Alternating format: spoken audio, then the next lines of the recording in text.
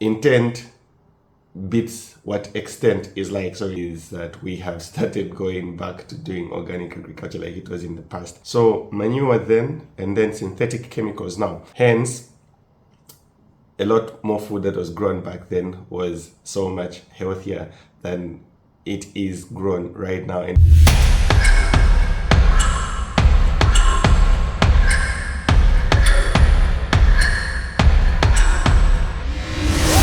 hello, Samson here. Welcome to today's segment of book reviews. So I have been reading old books. They say that if you want to get new ideas, read old books. So Edmund Morris, 10 Acres Enough. This is a classic actually for like 1864, like 100 years before Zambia even got independence.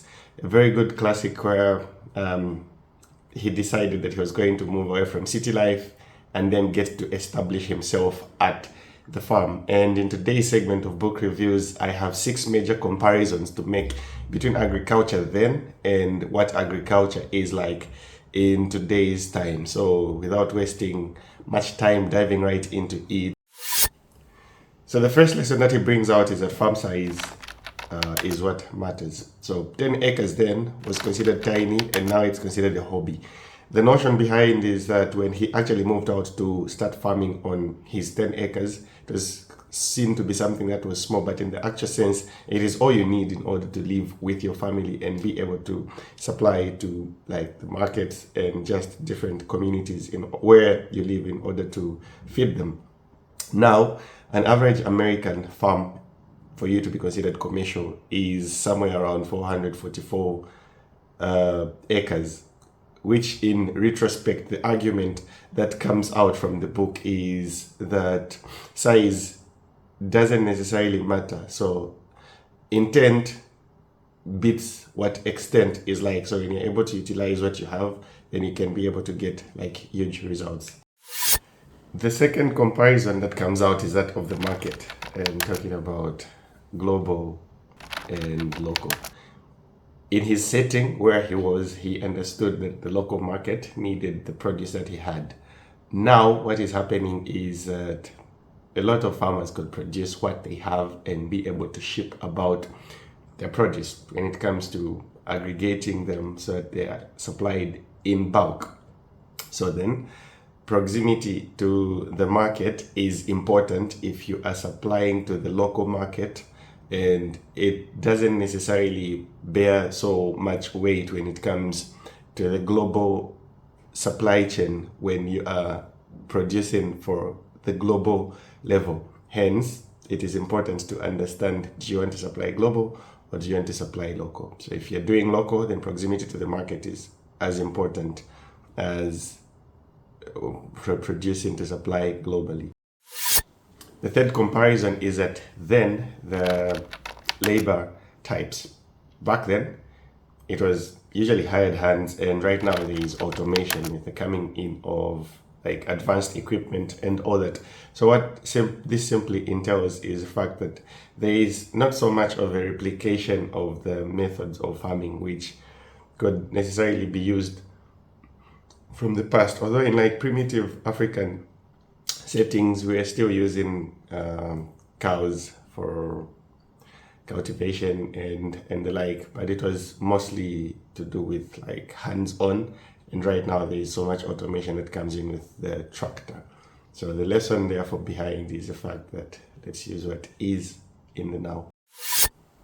The fourth comparison comes as a result of technology, closely linked to the third lesson, third comparison that was there. So horse-drawn versus GPS guided. So right now the technology has advanced way too much advanced. Remember, it's 444 acres on average for you to do up what is known as commercial farming, and the fact that there is technology that has advanced and that is being applied. Back then it was horse-drawn and there was no GPS marking for you to understand what is where in the field. But right now it is something that is in the same technology that we are using to an extent that it is able to give us the data necessary for us to understand even what is in the soil.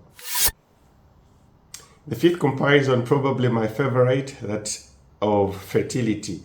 So manure then, and then synthetic chemicals now.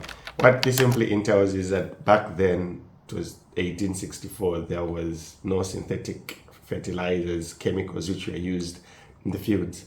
And right now, there is a lot of synthetic chemicals which are being applied to the fields. Hence, a lot more food that was grown back then was so much healthier than it is grown right now, and the fertility of the soil back then was much more better than it is right now. The lesson therefore is that we have started going back to doing organic agriculture like it was in the past, as compared to what we are doing right now with chemicals. And the last one, the last comparison is capital. So cash then and then debt now. With a lot of funding opportunities which have come about, people are able to get funded through different channels.